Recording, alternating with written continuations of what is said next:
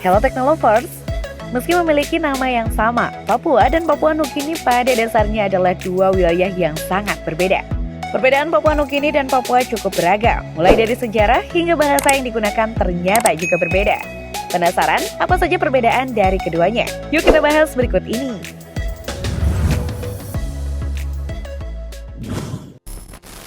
Sejarah. Papua dan juga Papua Barat dulunya dijajah oleh bangsa Belanda. Sedangkan Papua Nugini awalnya dijajah oleh bangsa Jerman, yang kemudian dijajah lagi oleh bangsa Inggris dan berakhir di tangan bangsa Australia. Papua Nugini sendiri masih menjadi negara persemakmuran. Seperti yang kita ketahui, Papua adalah sebuah provinsi yang letaknya berada di NKRI. Tetapi Papua Nugini adalah sebuah negara yang terletak di bagian timur Pulau Papua dan perbatasan darat langsung dengan Provinsi Papua. Dulunya Papua bernama Irian Jaya dan sejak 30 Juni 2022, provinsi ini mengalami pemekaran yang menjadi 5 provinsi. Provinsi pecahannya adalah Papua Tengah, Papua Pegunungan, dan Papua Tengah. Lalu bagian barat dimekarkan menjadi Provinsi Papua Barat.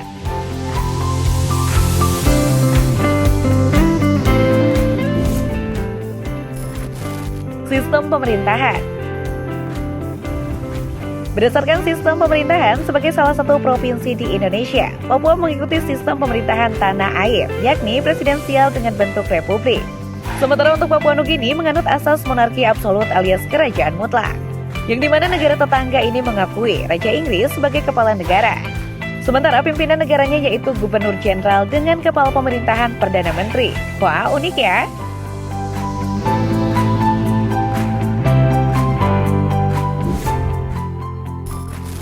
Luas wilayah. Diketahui Papua sendiri memiliki luas wilayah keseluruhan mencapai 81.049 km persegi. Dengan jumlah penduduk berdasarkan data BPS 2021 mencapai 4,35 juta jiwa. Sedangkan Papua Nugini memiliki wilayah yang jauh lebih luas, yaitu 462.840 km persegi. Dengan jumlah penduduk di tahun 2022 sebanyak 9,34 juta jiwa. Papua Nugini jauh lebih luas lantaran dihitung tak hanya berdasarkan dataran Pulau Papua yang diklaim sebagai wilayah negara, namun juga beberapa pulau-pulau kecil yang tersebar di bagian timur wilayah negara tersebut.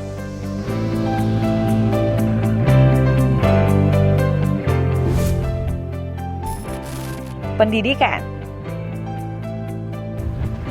Salah satu yang menjadi titik perhatian Papua Nugini adalah terkait pendidikannya.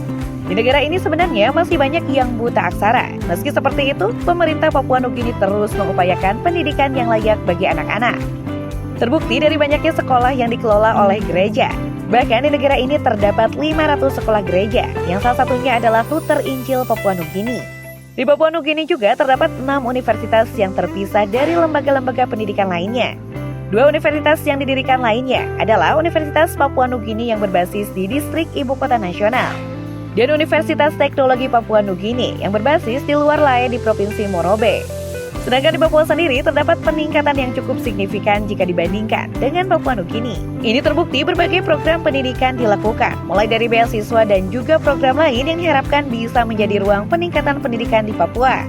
Salah satu yang menjadi program pemerintah adalah Afirmasi Pendidikan Menengah atau ADEM. Pada program ini ditunjukkan bagi anak-anak Papua dan mereka yang berkesempatan untuk melanjutkan pendidikan tingkat menengah atas di Tanah Pasundan, Jawa Barat.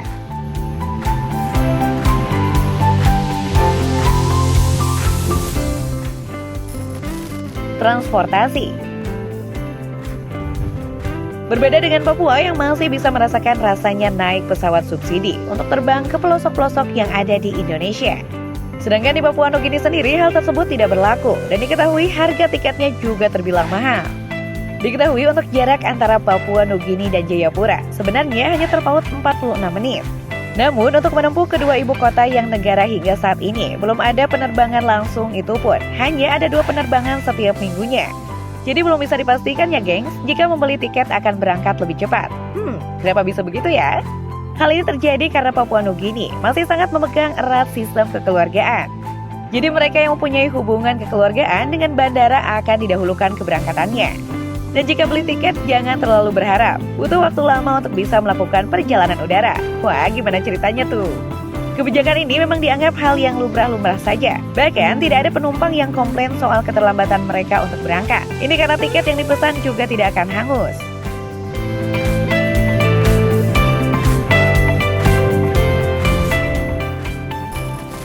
Pos perbatasan.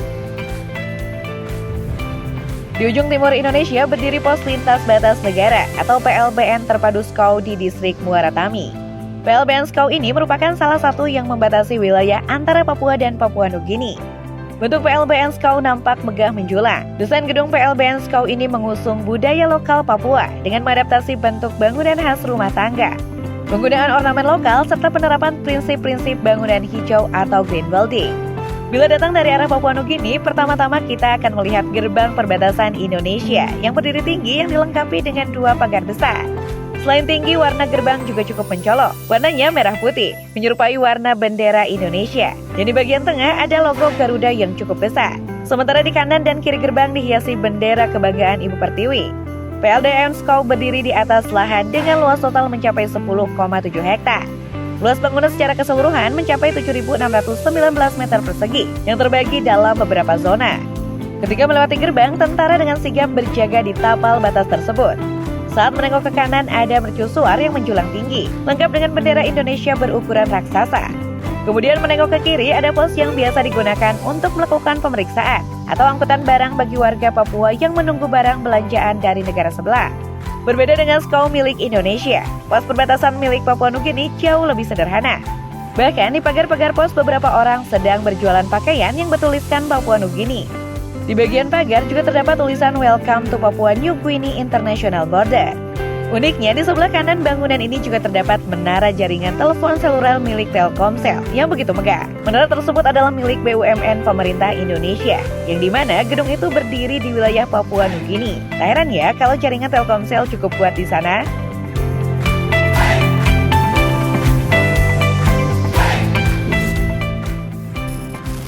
Wisata. Punya kedekatan wilayah dengan Indonesia yang kaya akan pulau, Papua Nugini juga memiliki laut dan pantai yang mempesona loh. Ya, sebut saja Teluk Kimbe. Teluk Kimbe adalah salah satu tempat yang punya daya tarik tersendiri, yang dimana teluk ini dihiasi oleh kerang-kerang indah dan juga variasi ikan yang beragam. Selain keindahan pantai, keindahan Gunung Wilhelm yang juga menjadi destinasi wajib saat berkunjung ke Papua Nugini. Dengan memiliki ketinggian mencapai 4.509 meter di atas permukaan laut dan merupakan bagian dari pegunungan Bismarck, Gunung Wilhelm cocok untuk adventure dan hiking. Untuk di Indonesia sendiri, siapa yang tidak mengenal Raja Ampat? Raja Ampat menjadi salah satu destinasi wajib yang harus kalian kunjungi saat ke Papua.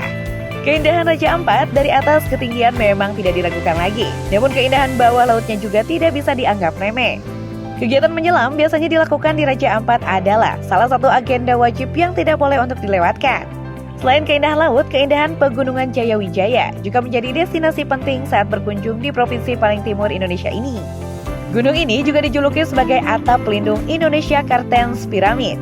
Gunung yang letaknya sampai ke negara tetangga yaitu Papua Nugini ini mampu menyihir siapapun yang melihatnya. Salah satu yang menjadi keunikan Gunung Jayawijaya adalah salju yang menyelimutinya.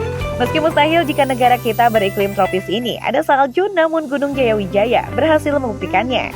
Salju yang menutup Gunung Jayawijaya disebut sebagai salju abadi, yang menjadikannya sebagai salah satu lokasi tempat trekking terbaik di Indonesia. Kawasan Gunung Jayawijaya juga masuk dalam kawasan Taman Nasional Lawrence, yang menyebabkan puncak tertinggi Gunung Jayawijaya masuk dalam 7 puncak terindah di dunia, dan tergolong sebagai salah satu warisan dunia UNESCO.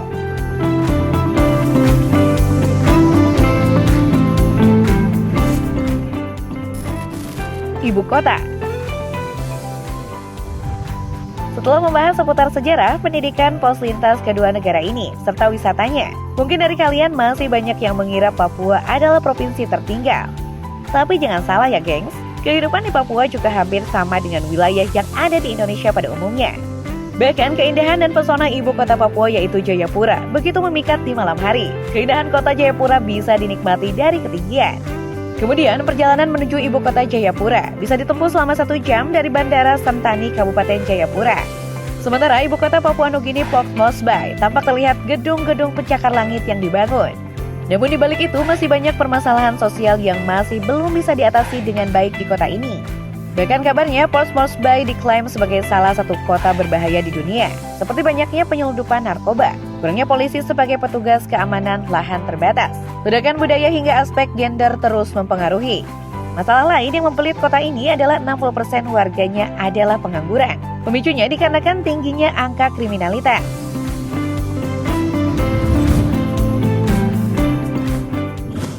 Nah, jadi udah tahu kan kalau Papua dan Papua Nugini itu berbeda? By the way, apakah kalian tertarik untuk mengunjungi salah satunya? Coba tulis komentar kalian. Oke, seperti biasa untuk mendukung channel ini, jangan lupa like, komen, dan share video ini. Sampai jumpa!